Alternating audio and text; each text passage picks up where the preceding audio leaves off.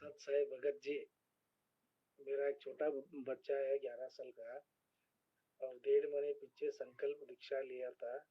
और ये बार उसका जन्मदिन आए और जन्मदिन मनाता कर वो जिद कर रहा है भगत जी। उसके बारे में क्या करना चाहिए, उसके बारे में आप बताओ सत साई। बंदी छोड़ सतगुरु रामपाल जी महाराज जी की जय हो। सतसाई भगत जी, आपके 11 साल का बच्चा है और वो जन्मदिन मनाने के लिए जिद कर रहा है और आप उसकी जिद के लिए दास को ये मैसेज कर रहे हो कि मैं क्या करूं, जन्मदिन मनाऊं या नहीं मनाऊं। तो बड़े भैया, वैसे तो परमेश्वर ने सत्संगों में सब कुछ बता ही रखा है कि गुरु वचन सबसे ऊपर होता है। गुरु वचन सबसे बड़ी मर्यादा है। गुरु वचन को तोड़कर कोई भी व्यक्ति आज तक भक्ति मार्ग पर सफल नहीं हुआ है। रही बात जन्मदिन मनाने की भगत जी, शौक से मनाओ, कोई मना नहीं करेगा आपको। उछल उछल के मनाओ, डीजे लगाओ, कोई दिक्कत नहीं है। ढंग से मनाओ, कोई दिक्कत नहीं, क्योंकि ये आपके अपने विचार हैं। आपको कोई रोकने वाला नहीं, कोई टोकने वाला नहीं, कोई कुछ नहीं बोलेगा आपको। जहर मार्केट में मिलता है, जिसकी खाने की इच्छा हो खाओ, उसको कोई हाथ नहीं पकड़ने वाला। लेकिन मैं तो आप जी से इतने निवेदन करता हूँ, इतना प्रार्थना करता हूँ कि आपने कुछ तो परमेश्वर के सत्संग सुने होंगे। मान लीजिए कल आपके बच्चे का बर्थडे है। कल शाम ने कल शाम को 8 या 9 बजे आपने अपने बच्चे का बर्थडे मनाना है। केक काटना है, गुब्बारे फुलाने हैं, खुशियां मनानी है। 10-15 रिश्तेदारों को बुला के बूफे लगा के खड़ा खाना खिलाना है। 8 बजे कल आपका प्रोग्राम है। दिन में अचानक आपकी तबीयत बिगड़ गई, आपको हॉस्पिटल में एडमिट कर दिया। डॉक्टर ने कहा भैया बहुत सीरियस है, इसको तो ब्लैक फंगस हो गया। अगर शाम के 7 बजे से पहले पहले अगर इसकी एक आंख या इसका एक जबड़ा नहीं निकाला गया, ये व्यक्ति नहीं बचेगा।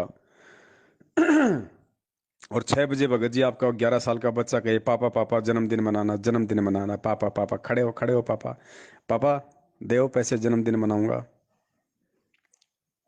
उस समय क्या करोगे भैया?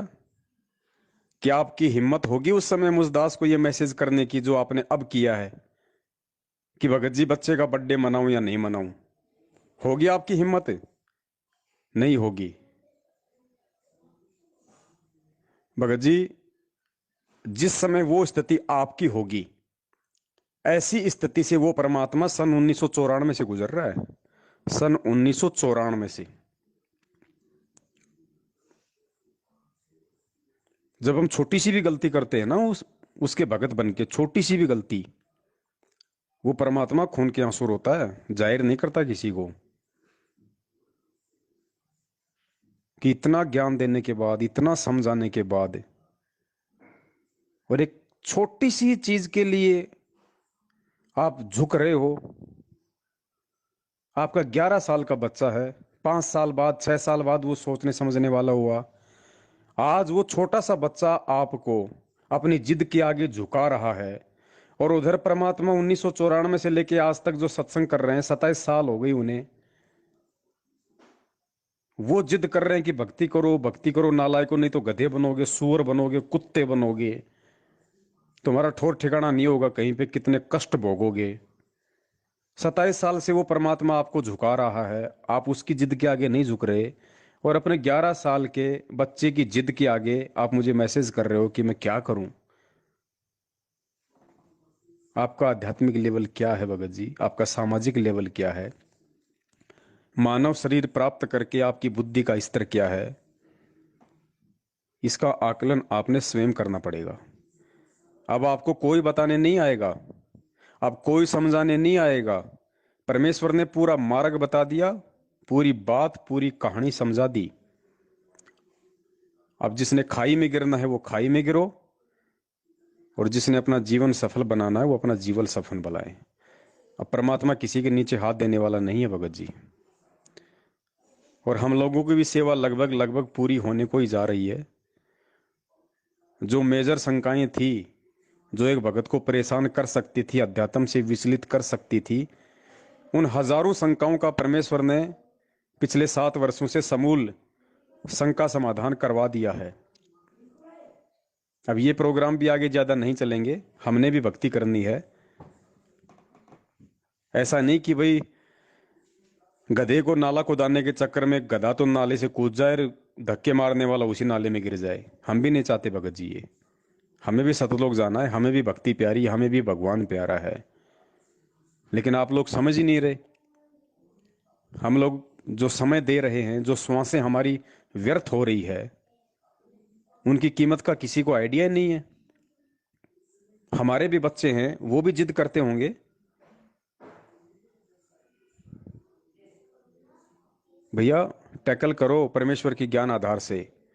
आज आप एक छोटे से बच्चे की जिद के आगे नतमस्तक हो रहे हो, कल को वो बड़ी जिद करेगा, फिर और बड़ी करेगा, और बड़ी करेगा। जब आज उसको समझा नहीं पा रहे उसके बाप होके, कल को जब वो बड़ा होता जाएगा, बड़ी बड़ी जिद करता जाएगा, आप कहां से समझा दोगे? एक दिन ऐसा आएगा वो खुद आपकी कमर लाल कर देगा। फिर आपको ये दिन याद आएंगे, लेकिन समय निकल चुका होगा। ऊपर हाथ करके रोने के अलावा कुछ नहीं मिलेगा। भगत जी भक्ति मार्ग है, मजाक नहीं है। अगर मजाक ही करना है तो फिर भक्ति से दूर होके करो, ढंग से करो। फिर मजाक में रंगना है तो ढंग से रंगो, और अगर भक्ति में रंगना है तो ढंग से रंगो। दो नाव की सवारी करोगे, बीच में से जांग फटेगी, ना घर के ना घाट के, धोबी की कुत्ते वाली स्थिति हो जाएगी। मैं माफी चाहता हूं इन शब्दों के लिए, लेकिन भगत जी दुख हमें भी होता है।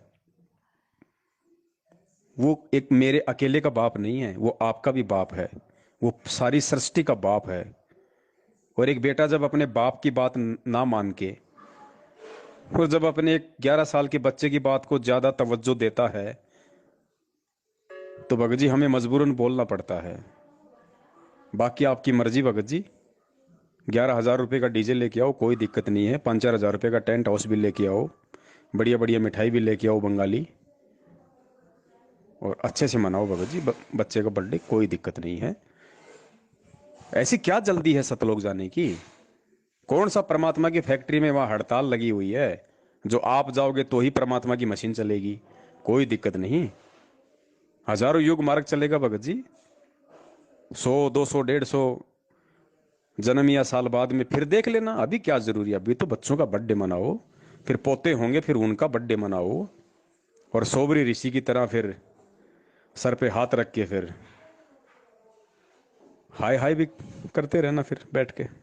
कोई दिक्कत नहीं, आपकी मर्जी भगत जी। सत साहेब, जय हो बंदी छोड़ के।